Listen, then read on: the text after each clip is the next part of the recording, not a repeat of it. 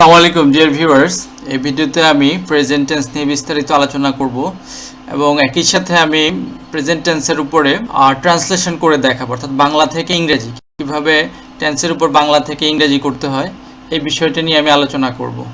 তো ভিউয়ার্স সঙ্গেই থাকুন। প্রথম যেই প্রেজেন্ট টেন্সের প্রথম টেন্সটি হচ্ছে আমাদের যে চার প্রকারের মধ্যে প্রথমটা হচ্ছে প্রেজেন্ট ইনডিফিনিট টেন্স বা সিম্পল প্রেজেন্ট টেন্স, যেটাকে বলা হয় সাধারণ বর্তমান কাল। তো এই টেন্সকে আমরা যখন বাংলাতে কিভাবে চিনব, বাংলাতে এখানে চেনার জন্য আমরা ভিউয়ার্স কতগুলো ক্লু এখানে দিয়েছি, যেমন ই থাকবে, ও থাকবে, এ থাকবে। তো এটা কিভাবে থাকবে, এটা মূলত হচ্ছে একার হিসাবে থাকবে, তারপর অন্তস্তীয় থাকতে পারে, যেমন সে ঢাকা যায়, শেষে অন্তস্তীয় আছে। তো এইখানে আমরা দেখব যেমন আমি ফুটবল খেলি, খেলির মধ্যে কিন্তু এই যে আমাদের এই যে শব্দটা আছে, ইটা কিন্তু লুকায়িত আছে, এটা কিন্তু রস্বীকার হিসাবে আছে। যেমন এইখানে দেখাচ্ছি এটা কি একার হিসাবে। তো এইভাবে কিন্তু আছে, অনেকে চিন্তা করবে যে শেষে তো নাই। এটা শুধুমাত্র কিছু ক্ষেত্রে দেখা যেতে পারে, যেমন আমি ভাত খাই, এক্ষেত্রে সরাসরি থাকবে। অন্য ক্ষেত্রে যেমন খেলির ক্ষেত্রে কিন্তু এখানে ইকার আছে, তো আমরা এটাকে আলাদা করে লিখতে পারি। ওকে, তো স্ট্রাকচার, আমরা যদি স্ট্রাকচার দিকে তাকাই, এই প্রেজেন্ট ইনডিফিনিট টেন্সের জন্য দুইটা আলাদা স্ট্রাকচার আছে, একটা হচ্ছে অ্যাফার্মেটিভের জন্য এবং একটা হচ্ছে নেগেটিভ সেন্টেন্সের জন্য, নেগেটিভের জন্য। ঠিক আছে, তো প্রথমে আমাদের যে স্ট্রাকচারটা আছে অ্যাফার্মেটিভ, সাবজেক্ট প্লাস ভার্বের প্রেজেন্ট ফর্ম হবে। ভার্বে যে তিনটা ফর্ম থাকে, তিনটা ফর্মের প্রথম ফর্মটা প্লাস অবজেক্ট বা এক্সটেনশন, এখানে অবজেক্ট দেওয়া আছে, তো আমরা এটাকে এক্সটেনশনে লিখতে পারি। এক্সটেনশন ওকে, মানে হচ্ছে প্রশ্ন, অন্যান্য ওয়ার্ডও থাকতে পারে, অবজেক্ট নাও থাকতে পারে।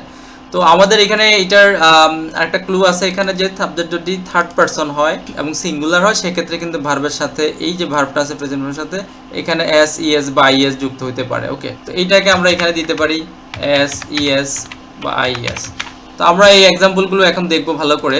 তারপর আছে নেগেটিভ সেন্টেন্সের জন্য আমরা দেখি যে নেগেটিভ প্লাস এখানে ভিউয়ার্স, এখানে আমাদের এই যে ডাজ প্লাস এখানে নট বসবে, এখানে একটা নট বসে যাবে, ডু ডাজ অক্সিলারি ভার্ব হিসাবে বসবে, তো তারপরে নট বলবে, তারপরে ভার্বের প্রেজেন্ট ফর্ম। তো আমরা এখন এই যে এখানে কতগুলো বাক্য দেখা যাচ্ছে যে আমাদের সূত্র অনুযায়ী এখন আমরা ট্রান্সলেশন করে দেখাবো, ইংরেজি করে দেখাবো। যেমন আমি ফুটবল খেলি, তো এখানে প্রথমে সাবজেক্ট কে খেলে, আমি খেলি, তাহলে আই বসালাম, তারপরে হচ্ছে ভার্ব খেলা, খেলা মানে কি আই প্লে। এটা থার্ড পারসনের জন্য প্রযোজ্য, এস বাই ইয়েস, যেহেতু আমাদের আমি কি ফার্স্ট পারসন, তাহলে এটা প্রযোজ্য, আই প্লে ফুটবল। তারপর অবজেক্ট কি, অবজেক্ট হচ্ছে এখানে কি খেলি, ফুটবল খেলি। ফুটবলটা হচ্ছে কি দ্বারা প্রশ্ন করলে, কাকে দ্বারা প্রশ্ন করলে যে উত্তর, সেটাই কিন্তু অবজেক্ট। ওকে, তারপরে আমরা দেখি সে বই পড়ে, এখানে সে এটা পুরুষ হইতে পারে, মহিলা হইতে পারে, তো আমরা হি দ্বারা করলাম হি। তো এখানে সাবজেক্ট কিন্তু থার্ড পারসন এবং সিঙ্গুলার নাম্বার ভিউয়ার্স, এটা থার্ড পারসন হি। তো প্লে, তো এখানে এস বাই এস যুক্ত হবে। তো ভিউয়ার্স বলে রাখি, শেষে যদি ওয়াই থাকে এবং ওয়াইয়ের পূর্বে যদি ভাওয়াল থাকে, তাহলে শুধুমাত্র এস যুক্ত হবে। তাহলে দুঃখিত ভিউয়ার্স, এখানে সে বই খেলে না, সেখানে সে বই পড়ে, তাহলে এখানে হচ্ছে ও রিড, সে রিড। তো এস বাই এস যুক্ত হবে, শেষে যদি কনসোনেন্ট থাকে নরমালি এস যুক্ত হবে, রিডস এ বুক। এইখানে তো ভিউয়ার্স আসলে আমাদের উপরেরটার ক্ষেত্রে যখন সাবজেক্ট থার্ড পারসন হবে, তখন এই ওয়াইয়ের ক্ষেত্রে একটা সূত্র আছে, তো আমরা এটা শেষেরটাতে আমরা দেখবো একটু। যদি আমরা লিখি যে একটি পাখি আকাশে উড়ে, তাইলেই আমাদের সূত্রটা হবে একটি পাখি আকাশে উড়ে। ওকে, তাহলে আমরা এখানে লিখতে পারি a bird flies in the sky, মানে একটি পাখি আকাশে উড়ে, মানে যেটা আমার দৃষ্টিগোচর হয়েছে। এইটা একটি পাখি থার্ড পারসন সিঙ্গুলার নাম্বার, এই যে উড়া, উড়া মানে হচ্ছে ফ্লাই, কিন্তু আমরা এখানে ফ্লাইস ব্যবহার করলাম। ওই যে লিখলাম যে শেষে S by S I S যুক্ত হতে পারে। এই যে শেষে যদি ওয়াই থাকে আর ওয়াইয়ের পূর্বে যদি কি থাকে, এটা মূল ভার্বটা কি ফ্লাই, এই ওয়াইয়ের পূর্বে যদি কনসোনেন্ট থাকে তাহলে আই বা ইএস, তাহলে আই ইএস যুক্ত হবে। আর যদি ওয়াইয়ের পূর্বে কি হয়, কনসোনেন্ট ভাওয়াল থাকে, ওয়াইয়ের পূর্বে যদি ভাওয়াল থাকে, তাহলে কিন্তু কি শুধুমাত্র এস যুক্ত হবে। তো এইটা যেহেতু আমরা সাবজেক্ট ফার্স্ট পারসন, সেক্ষেত্রে এস যুক্ত হয় নাই। তো আমরা এখানে সূত্রটা কিন্তু ক্লিয়ার করে দিলাম। তো এটা কিন্তু অনেকে জানে না যে কখন এস, শুধুমাত্র আমাদের সূত্রের মধ্যে দেওয়া থাকে এস বাই এস, না, অনেক ক্ষেত্রে আই এস যুক্ত হয়, সেটা কিন্তু আমরা ক্লিয়ার করে দিলাম। আর নেগেটিভটা আমরা দেখি, নেগেটিভের ক্ষেত্রে কি হবে। নেগেটিভের ক্ষেত্রে আমাদের অতিরিক্ত না শব্দটা যুক্ত থাকবে, এটা তাহলে আই ডোন্ট, এখানে ডোন্ট ব্যবহার হবে, আই সাথে ডোন্ট। থার্ড পারসনের ক্ষেত্রে আমরা এই যে এখানে ডু ডাজ ব্যবহার কথা বলেছি না, এটা থার্ড পারসন এই সিঙ্গুলার নাম্বারের ক্ষেত্রে ডাজ বসবে, বাকি সকল ক্ষেত্রেই কিন্তু ডু বসবে। থার্ড পারসন সিঙ্গুলার নাম্বারের ক্ষেত্রে ডাজ বসবে, বাকি সকল ক্ষেত্রেই ডু বসবে। তো ডুর সাথে আমরা এখানে ডোন্ট বা ডু নট ব্যবহার করতে পারি, ডু নট। তারপর হচ্ছে ভার্বের প্রেজেন্ট ফর্ম, যেটা আমাদের দেওয়া আছে, এই যে ভার্বের present form, don't play football. তারপরে সে বই পড়ে না, তো এইটাও কিন্তু আমাদের সে একটি বই পড়লে সে বই পড়ে না, এই subject third person singular number, তাহলে হবে কি ডাজ, তাহলে আমরা লিখলাম ডাজ নট রিড এ বুক, আমি এখান থেকে জাস্ট কপি করে দিলাম। তো ভিউয়ার্স এখানে কিন্তু ওই যে আগে অতীতে এস ছিল, কিন্তু এখন এস থাকবে না, এখন শুধুমাত্র ভার্বের প্রেজেন্ট ফর্ম, তো এই এসটা উঠাই দিলাম। তাহলে ভিউয়ার্স আপনারা আশা করি বুঝতে পারছেন যে প্রেজেন্ট ইনডিফিনিট টেন্সের আশা করি আপনারা যে কোনো প্রেজেন্ট ইনডিফিনিট টেন্সের যে কোনো ট্রান্সলেশন আপনারা সমাধান করতে পারবেন। আচ্ছা, তারপরে আমরা দেখি কন্টিনিউয়াস কথার অর্থ হচ্ছে চলমান, ঘটমান বর্তমান কাল, প্রেজেন্ট কন্টিনিউয়াস, ঘটমান মানে ঘটতেছে, চলতেছে, এটা একেবারে সহজে বুঝতে হবে। বাংলা ক্রিয়াপদের শেষে আমরা কিন্তু যে চ চ একার দিয়ে চ চ রসিকার তেসি এগুলো কিন্তু আমরা দেখতে পাবো, এটা কিন্তু সবাই সহজে চিনতে পারবো। তো এইটার ক্ষেত্রে আমাদের একটা স্ট্রাকচার আমরা ব্যবহার করছি, নেগেটিভের ক্ষেত্রে জাস্ট হচ্ছে এখানে নট ব্যবহৃত হবে এতটুকুই, আর বি ভার্ব এখানে আছে, বি ভার্ব এমএইজার বসবে, ভার্বের সাথে আইএনজি যুক্ত হবে। কন্টিনিউয়াস মানে হচ্ছে ভার্বের সাথে আইএনজি যুক্ত হবে, এবং সেখানে কিন্তু অবশ্যই বি ভার্ব থাকবে, আর এখানে অবজেক্ট প্লাস এক্সটেনশন হবে। তো এটা ভিউয়ার্স আপনারা খুব সহজে এটা ট্রান্সলেশন করতে পারবেন, যেমন তারা মানে তারা ফুটবল টিভি দেখতেছে, তাহলে এখানে আমাদের ভার্বের সাথে এমইজার বসাতে বলছে, তো দে প্লুরাল, তাহলে এটার সাথে আর বসবে, তো এমটা বসবে ফার্স্ট পারসন সিঙ্গুলার ক্ষেত্রে, আর বাকি প্লুরাল যত প্লুরাল সাবজেক্ট আছে সবগুলো ক্ষেত্রে কি আর বসবে। তাহলে দে আর প্লে টিভি দেখছে, ওয়াচ মানে টিভি দেখা, তো এখানে ওয়াচিং মূল ভার্বের সাথে আইন যুক্ত হবে কি ওয়াচিং টিভি। ওকে, তারপরে একই বিষয় আমরা ফুটবল খেলছি, এখানে আমরা উই সাথেও কি আর বসবে, তো এখানে যদি সে ব্যবহার করি আমরা তাহলে কি হয়, সে ক্রিকেট খেলছে, তাহলে আমরা এখানে ভিউয়ার্স একটু আমরা ডিভিশন দেখি, তাহলে হবে হি ইজ, এখানে ইজ বসবে, যে থার্ড পারসন সিঙ্গুলারের ক্ষেত্রে কি বসবে ইজ বসবে, তাহলে হি ইজ প্লেইং, তাহলে এখানে মূল ভার্বের সাথে আইন যুক্ত হলো এখানে। তারপরে এখানে আমরা একটা করে দেখাবো, তারা টিভি দেখছে বা তারা টিভি দেখছে না বা দেখতেছে না, তো এইখানে আমরা এই যে চ এইখানে দেখছে না, এখানে কিন্তু আমরা শেষে লিখে দিচ্ছি চ দেখছে না, সেটাও কিন্তু একটা ক্লু। তেসি এখানে দেখছে, এই যে চ চি এখানে চ আছে, এই যে এখানে এই যে ক্লুগুলো আছে, এখানে কিন্তু এই ক্লুগুলো আছে, এখানে দেখছে না, তাহলে আমরা এখানে কি বসাবো, দের সাথে আর বসবে, তার মূল ভার্ব দেখা, they are watching, they are not negative, তো তাহলে বি ভার্বের পরে নট বসবে, ওয়াচিং টিভি।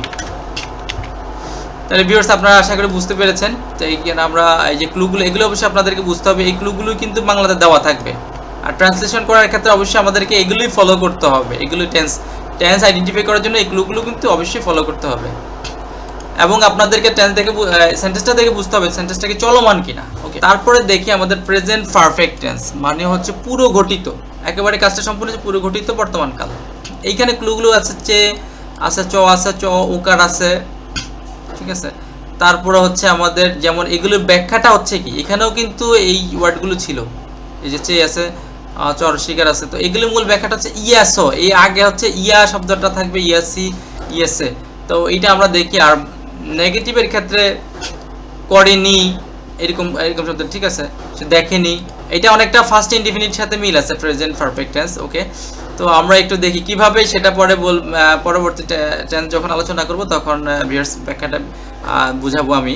তো এখানে আমরা একটু দেখি যে আমি আমার বাড়ির কাজ শেষ করেছি, যেমন এসি, এখানে কিন্তু এই যে একটা একার আছে, এইটাই বোঝাচ্ছে এসি বা এসি বা ইয়াসি, এই যে যেটা এসি, তাহলে আই এখানে আমাদের বলা হচ্ছে যে কি হ্যাভ অথবা হ্যাজ বসবে, আর নেগেটিভের ক্ষেত্রে এখানে জাস্ট নট বসবে, এতটুকুই। তারপরে ভার্বের ফার্স্ট পার্টিসিপল বা থার্ড ফর্ম, যেটাকে আমরা V3 বলি, বা এটাকে আমরা দিয়ে দিলাম V3, first participle form. Okay, তাহলে আই হ্যাভ ফিনিশ, ভার্বের ফার্স্ট পার্টিসিপল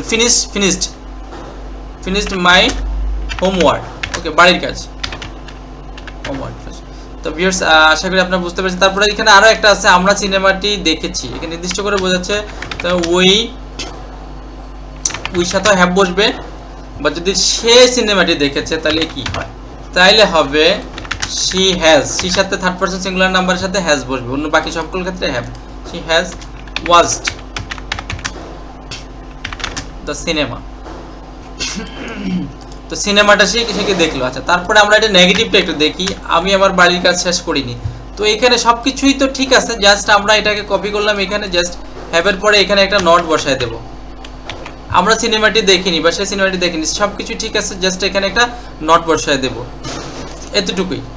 আর এই যে শেষে আমরা ক্লুটা হচ্ছে কি করিনি, নাই, এই ধরনের ওয়ার্ডগুলো আমরা দেখব। ওকে, তারপর আছে viewers present continue perfect continuous tense, সর্বশেষ যে টেন্সটা এইটা হচ্ছে আমাদের পুরো গঠিত ঘটমান, পুরো গঠিত অতীতের ঘটনা বাট চলমান অতীত।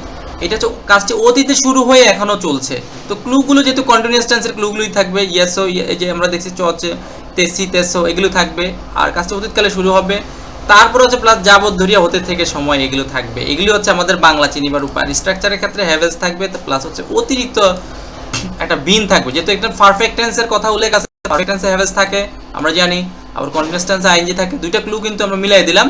আর নেগেটিভের ক্ষেত্রে নট বসবে, আর এখানে অতিরিক্ত একটা বসবে, সেটা হচ্ছে বিন, যেটার কথা হচ্ছে অতীতকালে শুরু হয়ে এখনো চলছে। এই ধরনের ক্ষেত্রে আমরা কি এখানে বিন বসাবো, মানে এই টেন্সের এই যে স্ট্রাকচারটা, এটা অতিরিক্ত একটা কি জাস্ট বিন বসছে, একটা বিভার। যেটা আমরা এই বিভারটা কেন বসলো, আমরা কন্টিনিউয়াসলি কি বিভার বসাচ্ছি না আমি যার, তো এইখানেও কিন্তু বিভার আছে। তাহলে সব কিছুর একটা কম্বিনেশন এখানে আছে। আর আমাদের যাবত ধরিয়া হতে থেকে প্লাস সময়, যে সিন্স অথবা পর। সিন্স মানে হচ্ছে কি হতে থেকে, আর ফর মানে হচ্ছে যাবত ধরিয়া, পর মানে হচ্ছে যাবত ধরিয়া প্লাস টাইম, এটা সামুল্লেখ থাকবে। তারা অনেক দিন ধরে এখানে কাজ করতেছে, তাহলে দে, তো দে, তারা, তাদের সাথে কি বসবে এখানে, হ্যাভ বসবে, দে হ্যাভ, যেহেতু subject plural, they have been, তারপরে বিন বসবে, যেহেতু এটা অ্যাফার্মেটিভ নট বসবে না, তাহলে কাজ করতেছে ওয়ার্কিং, এখানে কাজ করছে ওয়ার্কিং হেয়ার। অনেক দিন ধরিয়া, যাবত ধরিয়া থাকলে কি পর, for many days, for many days. Okay, হয়ে গেল যাবত ধরিয়া। আমরা 5টা থেকে তোমার জন্য অপেক্ষা করব এখানে। তাহলে কি উই হ্যাভ, উই সাথে হ্যাভ বসবে, we have been waiting, have বসলো, তারপরে বিন বসলো, ওয়েটিং, ওয়েটিং, এখানে তোমার জন্য কি অপেক্ষা করছি বা করিতেছি, উই হ্যাভ বিন ওয়েটিং। তাহলে এখানে কি সময় উল্লেখ করছে, তাহলে সিন্স 5 কি এখানে সব বিকাল 5টা, 5টাতে, ভোর 5টা থেকে না, আমরা এটা পিএম হিসাবে ধরলাম যে সিন্স 5 PM। ওকে, তো এখানে আমাদের হচ্ছে কি আমরা 5টা থেকে তোমার জন্য অপেক্ষা করছি, তাহলে আমাদের এটি মিলে গেল। এখানে আবার একটা এক্সাম্পল আছে যে সে সকাল থেকে গান গাইছে না, এটা নেগেটিভ, এটা তাহলে আমার হিসাবে সি দেখাইলাম, এখানে সাবজেক্ট হিসাবে হি হয়, তাহলে she has, she third person singular নাম্বারের সাথে কিন্তু ভিউয়ার্স হ্যাজ বসবে। হি হ্যাজ নট বিন কি সিঙ্গিং। ওকে, এখানে সিঙ্গিং লেগে এতটুকুই, সকাল থেকে, সিন্স থেকে, হতে থেকে হলে কি সিন্স মর্নিং, যেহেতু সকাল থেকে। তো ভিউয়ার্স এইটা আপনারা বুঝতে পারছেন যে আমাদের এখানে যে এখানে আমরা নটটা হ্যাজ বিন, নটটা কিন্তু এখানে বসাইছি, এটা মূলত এইখানে বসবে, তারপরে বিনটা বসবে। ওকে,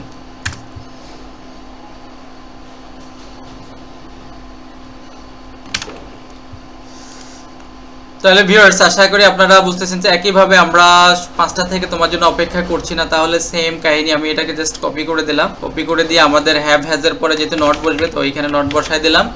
তো ভিউয়ার্স হয়ে গেল আমাদের।